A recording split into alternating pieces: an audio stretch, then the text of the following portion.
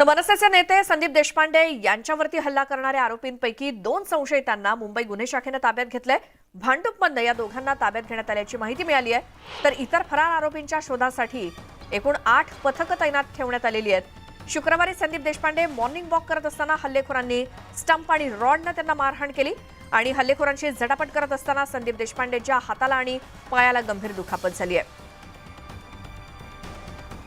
संदीप देशपांडे यांची पत्रकार परिषद आता काही क्षणात सुरू होते आणि त्याचीच ही थेट दृश्य आपण पाहतोय।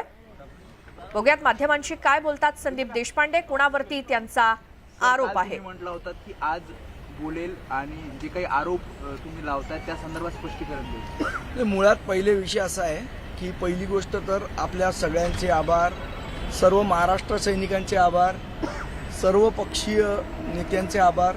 काल ही घटना घडल्यानंतर अनेक लोकांनी, विविध पक्षातल्या लोकांनी मला फोन केले, प्रत्यक्षात मला भेटून गेले, माझी चौकशी केली आणि सर्वच म्हणजे महाराष्ट्र सैनिक असतील, पूर्ण महाराष्ट्रातले लोक असतील, अनेक असंख्य फोन येऊन गेले, सगळ्यांनी चौकशी केली। त्याबद्दल सर्वप्रथम या सगळ्यांचे मनपूर्वक आभार। माझ्याबद्दल जे प्रेम व्यक्त त्यांनी केलं त्यामुळे मी खूप खूप या सगळ्यांचा ऋणी आहे। शिवसेना उद्धव बाळासाहेब ठाकरे गटाकडनं काही चौकशी सर्व पक्षामध्ये मला वाटतं ते मला ओळखत नाहीत असं म्हणाले, त्यामुळे चौकशी करण्याचा प्रश्न येत नाही। ओळखीच्या माणसाची आपण करतो चौकशी। 4 पैकी 2 आरोपींना जे आहेत नाही, मुळात असं आहे, काल सकाळी मी नेहमीप्रमाणे आपण सगळेजण भेटता, मला सकाळी शिवाजी पार्कला जेव्हा वॉकला गेलो त्यावेळेला वॉकवरनं जास्त असताना शिवाजी पार्क रोड नंबर 5च्या इथलं जे शिवाजी पार्कचं गेट आहे तिकडनं मी पुढे चाललो, अचानक पाठीमागे कोणीतरी माझ्यावर स्टंपनी वगैरे हल्ला केला किंवा काय वार केला आणि त्याच्यानंतर मला कळलं नाही की मला पहिले सुरुवातीला असं वाटलं की ते सीझनचा बॉल वगैरे शिवाजी पार्कला खेळतात तो लागला की काय। मी जेव्हा पाठीवरून बघितलं तेव्हा एक माणूस स्टंप घेऊन माझ्या डोक्यावर हल्ला करण्याचा प्रयत्न करत होता। अनाहूतपणे माझा जो उजवा हात आहे तसा वर झाला आणि मी तो दांडा पकडण्याचा प्रयत्न केला तिकडे, पण तेवढ्यात अजून बाजूला जो होता त्यांनी माझ्या पायावर मारलं, त्यामुळे मी खाली पडलो आणि मग ते त्यांनी चालू केलं असताना मी हाताने पकडण्याचा प्रयत्न केला, पण माझ्या हातावर त्यामुळे ते आला तो आणि काय डोक्यावर मारायचं होतं का कुठे मारायचं होतं मला माहीत नाही, पण तेवढ्यात त्याच्यानंतर बरीचशी लोकं धावत आली, त्यांनी लोकांना दम देण्याचा प्रयत्न केला, पण लोकं जशी अंगावर यायला लागली तसं ते 2-4 लोक होते ते पळून गेले।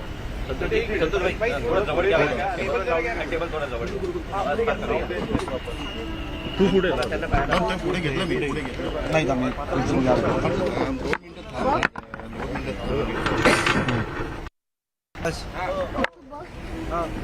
ते मारताना तर अशा पद्धतीचा तो घटनाक्रम झाला।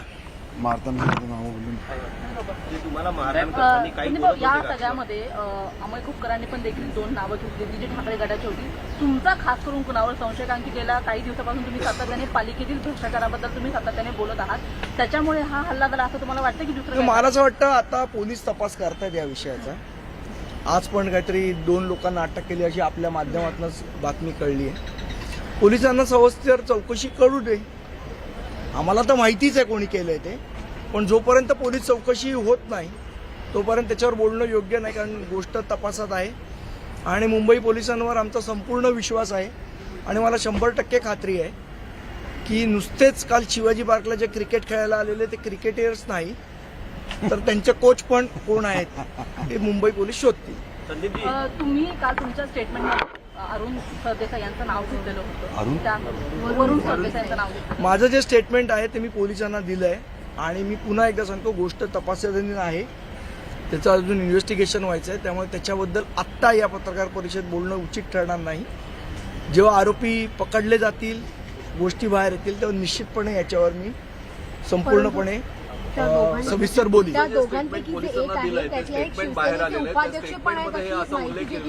वरुण देसाई यांचा उल्लेख आहे, आदित्य ठाकरे यांचा उल्लेख आहे, म्हणजे मी पोलिसांना स्टेटमेंट दिलंय पण ते स्टेटमेंट बाहेर आलंय आता।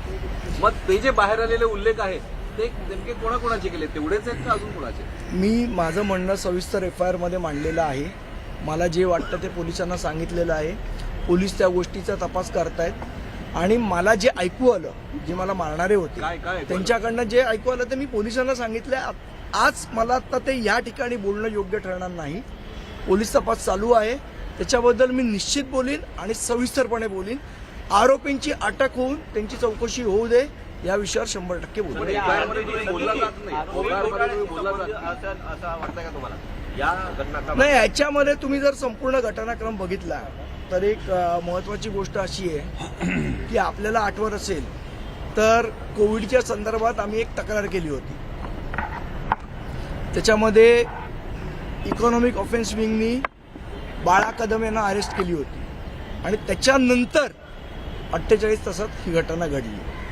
त्यामुळे मला असं वाटतं आता पोलीस योग्यरित्या तपास करतील. सर, जे आरोपी दोघांना अटक झाली त्यापैकी एक जे आहेत ते माथाडी कामगार सेनेचे उपाध्यक्ष आहे शिवसेनेचा, आणि त्यांचे अनेक नेत्यांसोबत फोटो पण सोशल मीडियावरती जे आहेत ते पाहायला मिळालेत. वरून संदेशांसोबत पण एक ते भांडूप परिसरात नाही. भांडूपचे राहणार आहेत दोघे, भांडूपचे आहेत ते.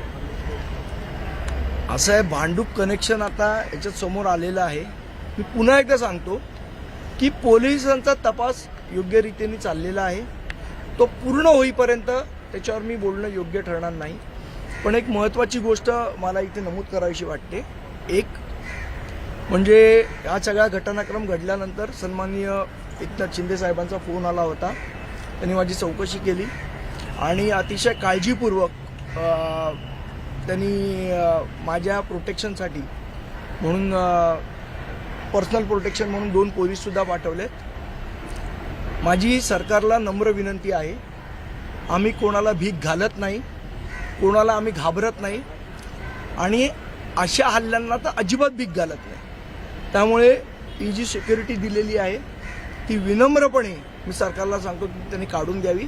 आम्हाला कोणाच्या सिक्युरिटीची गरज नाही. आम्हाला माहिती आहे कोणी केलं आहे. आता जर सिक्युरिटीज द्यायची आहे तर त्या लोकांना द्यावी ज्यांनी हे घडवून आणलं आहे. आम्हाला सिक्युरिटीची गरज नाही. काल मनसे अध्यक्ष राज ठाकरे यांनी देखील तुमची भेट घेतली हॉस्पिटलमध्ये. त्यांनी तुम्हाला सांगितलं? त्यांनी चौकशी केली, विचारपूस केली, तब्येतीची काळजी घ्यायला त्यांनी सांगितली. तर अमेयजींनी काल बाईट दिल्यानंतर आदित्य ठाकरेंनी असं म्हटलं की आदित्य ठाकरेंवरती टीका करणं आणि त्याच्यामुळे या सगळ्या गोष्टी होत आहेत. तुम्हाला सोपं जातं एक टार्गेट. मला असं वाटतं असं आहे की आपण सगळे सुज्ञ पत्रकार आहात.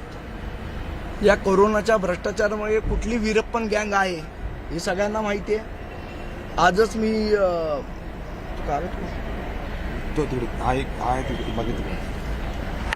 हाच घोटाळा मी 2 दिवसात काढणार होतो. कदाचित याचा सुगावा त्यांना लागला असेल. ह्या 2 फर्म आहेत. एक आहे महावीर फर्निचर आणि दुसरी आहे ग्रेस फर्निचर. या 2 फर्मचा टर्नओव्हर कोविडच्या आधीपर्यंत 10 लाखाचा फक्त होता आणि कोविड नंतर त्यांचा टर्नओव्हर हा करोडो रुपयांमध्ये गेला. बरं, यांना कंत्राट कुठली दिलेली? यांना कंत्राट दिलेली कोविड सेंटरमध्ये बेडशीट पुरवणं, गाद्या पुरवणं आणि कॉट पुरवणं, ज्या कधीच पुरवल्या गेल्या नाहीत. नावावर सगळी विलं केली गेली. बरं, त्यांनी पुरवल्या असतील. समजा एखादा कंत्राटदार एखादी गोष्ट पुरवतोय तर त्या पुरवण्यासाठी पण त्याला कोणाकडनं तरी ती खरेदी करावी लागते ना. समजा मला 4 कॉट भाड्याने द्यायचे तर माझ्याकडे 4 कॉटचं असेट असलं पाहिजे. स्वतःकडे कुठलेही परचेस नसताना, कुठलेही असेट नसताना त्या कोरोना काळामध्ये त्या गोष्टी पुरवल्या गेल्या. याच्या चौकशीची मागणीसुद्धा आम्ही परवा जेव्हा मी इक्बाल चहल साहेबांना भेटलो, आपण घटनाक्रम व्यवस्थित बघू शकता. मी इक्बाल चहलना भेटलो, त्यांच्याकडे चौकशीची मागणी केली या कोरोना संदर्भातल्या घोटाळ्याची. त्याच्यानंतर KM हॉस्पिटलमध्ये पुअर बॉक्सचा घोटाळा झाला, त्याच्या चौकशीची मागणी केली. त्यांनी सुद्धा त्याला प्रतिसाद देत अतिरिक्त आयुक्त वेस्टर्न सबब यांच्याखाली चौकशी करण्याचे आदेश दिले. त्यानंतर हा जो घोटाळा आहे, फर्निचर घोटाळा, जो या लोकांनी केलेला आहे आणि त्या माणसाचं नाव आहे देडिया आणि त्याचे फोटो परत हे शिवसेनेच्याच पदाधिकाऱ्यांबरोबर सापडतात. कोण आहे हा असा की ज्याला जी, south, P, north, P, south सगळीकडची कामं मिळतात फर्निचरमध्ये? हे सगळे घोटाळे, या सगळ्या गोष्टी हे जर त्यांना बंद करायच्या होत्या तर माझ्या हातावर, माझ्या पायावर मारण्याच्या ऐवजी माझ्या थोबाडावर मारायला पाहिजे होतं, तर माझं थोबाड कदाचित बंद होऊ शकलं असतं. पण थोबाड जरी बंद झालं नाही, बंद करू शकणार नाहीत आणि याच्यापुढे जे आम्हाला करायचं ते आम्ही करणार. अशा गोष्टींना भीक घालणार नाही. हा जे भ्रष्टाचाराची प्रकरणं आमच्याकडे आहेत, ही संपूर्ण भ्रष्टाचाराची प्रकरणं ही आम्ही काढत राहणार. संदीपजी एक नाही थांब त्याचा फोन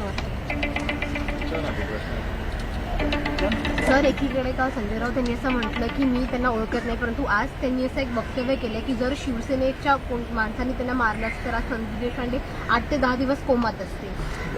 असं बोल ना. असं आहे, एकदा म्हणायचं ओळखत नाही, एकदा म्हणायचं शिवसेनेच्या माणसांनी मारलं असतं. तर मी तुम्हाला पहिलेच सांगितलं की संजय राऊतांचा मेंटल बॅलन्स गेलेला आहे. त्यांना मी पत्र लिहून पण त्यांच्याबद्दल काळजी व्यक्त केली की त्यांचा मेंटल बॅलन्स गेलेला आहे. मग मेंटल बॅलन्स गेलेला माणूस काय करतो, त्याला सारखं वाटत असतं की माझी कोणीतरी सुपारी दिली किंवा मग तो सुपाऱ्या देतो.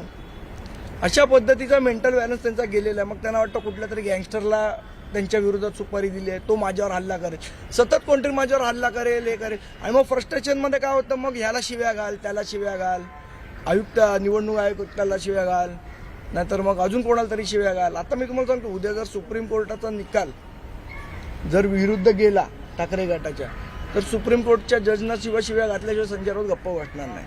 प्रॉब्लेम हा, आणि माझी सहानुभूती आहे संजय राऊतांबद्दल की त्यांचा जो काय मेंटल बॅलन्स गेलेला आहे, मला असं वाटतं त्याच्यावर उपचार झाले पाहिजेत. आणि उद्धव ठाकरे तर एवढे मोठे डॉक्टर आहेत, त्यांनी उपचार करायला काहीच हरकत नाही त्यांच्यावर. त्यांचा तर सल्ला वर्ल्ड बँक पण घेते. संदीपजी, जेव्हा हल्ला झाला, हल्लेखोर काही बोलत होते का तुमच्यावर, काय म्हणत होते? मी या सगळ्या गोष्टी FIR मध्ये माझं जे म्हणणं आहे ते दिलेलं आहे. आपण ते बघू शकता तुमच्याकडे असेल तर. आणि मुद्दाम मी याच्यावर बोलत नाहीये, गोष्ट तपासाची नाही, मी बोलणं योग्य ठरणार. भाजपचे देवेंद्र फडणवीस यांचा फोन आला होता, ते गृहमंत्री आहेत आणि भाजपचे नेते म्हणतात की आम्हालाही म्हणजे आशिष शेलार स्वतःहून म्हणाल की मलाही अशाच पद्धतीच्या धमकी आणि फोन. नाही, मला असं वाटतं, मी तुम्हाला सांगितलं ना की माणूस फ्रस्ट्रेट झाला आणि त्याच्या मनाविरुद्ध गोष्टी घडायला लागल्या की त्याला अशा प्रकारचे रोग होतात. ते रोग या बऱ्याचशा लोकांना लागण झाल्याचे दिसत आहेत आणि त्या फ्रस्ट्रेशनमधनं या सगळ्या गोष्टी होत्या. ज्यांनी माझ्यावर हल्ला केला, मला वाटतं त्यांचा विचारांचा काय दोष आहे. त्यांना ज्या कोणी सांगितलं ते खरे समोर आले पाहिजे.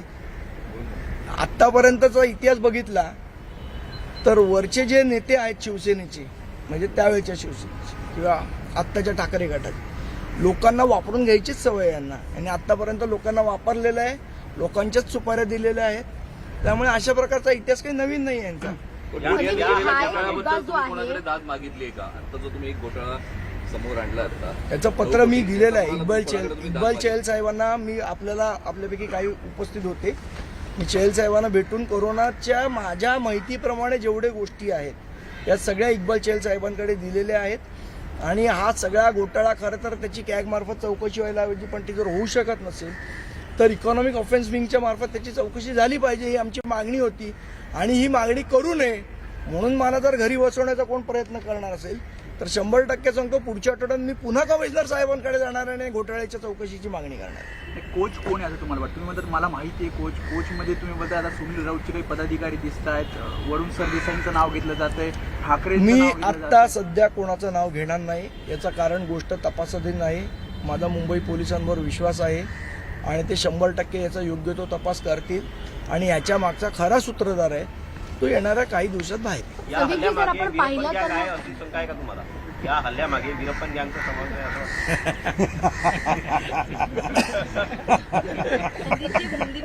संदीपजी, तुमचा एक मुद्दा झाला, परंतु गेल्या काही महिन्यांपासून अनेक राजकीय नेत्यांवरती हल्ले सुरू आहेत, तर कायदा आणि सुव्यवस्था कुठेतरी बिघडलेली वाटते राज्यामध्ये. मला असं वाटतं की या सगळ्या गोष्टी म्हणजे ज्या पद्धतीचं सन्मान्य राजसाहेब म्हणाले की राजकारणाचा चिखल झालेला आहे, मला असं वाटतं तो चिखल आपल्याला सगळ्यांना दिसतोय.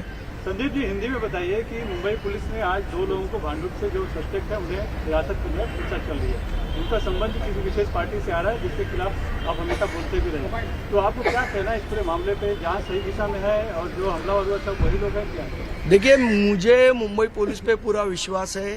उनकी जो जांच चल रही है, जांच का नतीजा सामने आने दो, मैं इसके बारे में सविस्तर आपसे बात करूंगा। लेकिन आप क्या देखते हैं, कौन है इसके पीछे, कौन हो सकता है? देखिए, कोण हो सकता है, क्या हो सकता है, मराठी में बोलतात जर तरवर बोलण्यात अर्थ नाही. एकदा गोष्ट समोर येऊ दे, कोण आहेत, आणि मला पूर्ण खात्री आहे की मुंबई पोलीस त्याचा तपास योग्य रीतीने करत आहेत. आपने आरोप भी लगाया है कि आपने भ्रष्टाचार का मामला उठाया था, उससे लिंक हो सकता है, तो क्या है वो मामला? क्या क्या आपने भ्रष्टाचार का मामला उठाया था, उससे लिंक हो सकता है? देखिए, ऐसा है, बहुत सारे कोविड के टाइम में जो भ्रष्टाचार हुए हैं उसमें किनका हाथ है, किन लोगों का हाथ है, ये धीरे धीरे चीज सामने आ रही है. 48 आवर्स पहले जो बाळा कदम गिरफ्तार हुए वो किसके खास आदमी है, मुझे लगता है ये सब मीडिया को पता है. इसके पीछे कौन है ये सबको पता है. और मेरा ये मानना है कि मुंबई पुलिस तपास कर रही है, सही दिशा में तपास कर रही है. उनका जब तपास कंप्लीट होगा तो उसके बारे में मैं आपसे डिटेल में बात करूँगा. इसमें राजनीति देख रहे हो, हमले के पीछे राजनीति प्रतिशोध लग तो ऐसा रहा है, देखते हैं आगे क्या होता है. संदीप जी, कल की घटना के बारे में बताइए कि क्या इसके पहले भी आपको धमकी मिली है, क्योंकि हमें जानकारी मिली कि रेकी की गई थी, तो पूरी घटना के बारे में अगर बताएं. नहीं, मुझे अभी तक पूरी घटना पता नहीं है. जो कल इंसिडेंट हुआ मैंने वो आपको बताया कि अचानक से स्टंप और ये लेके हमला किया वो लोगों ने. लेकिन मुझे लगता है कि ये इसमें राजनीति है नहीं है, इसका तपास पुलिस कर रहे हैं. हमको 2-3 दिन थोड़ा और इंतज़ार करना चाहिए कि इसके बारे में किसके नाम सामने आते हैं, कोई गैंगस्टर है क्या, या उसके पीछे कोई पॉलिटिकल आदमी है, क्या है, उसका तपास होगा. तर स्वतःवरील झालेल्या हल्ल्यानंतर प्रथमच संदीप देशपांडे माध्यमांशी बोलत होते आणि मात्र आम्ही कोणाला घाबरत नाही असं सांगतानाच पोलिसांचा जो तपास सुरू आहे तो आधी पूर्ण होऊ द्या आणि मग ज्या काही आणखी मुद्दे आहेत किंवा आधी आणखी गोष्टी आहेत त्या मी नक्कीच बोलीन असं संदीप देशपांडे म्हणालेत. यासोबतच वेळ झाली मुद्दा महाराष्ट्राचा मध्ये आत्ता इथेच थांबण्याची. नमस्कार.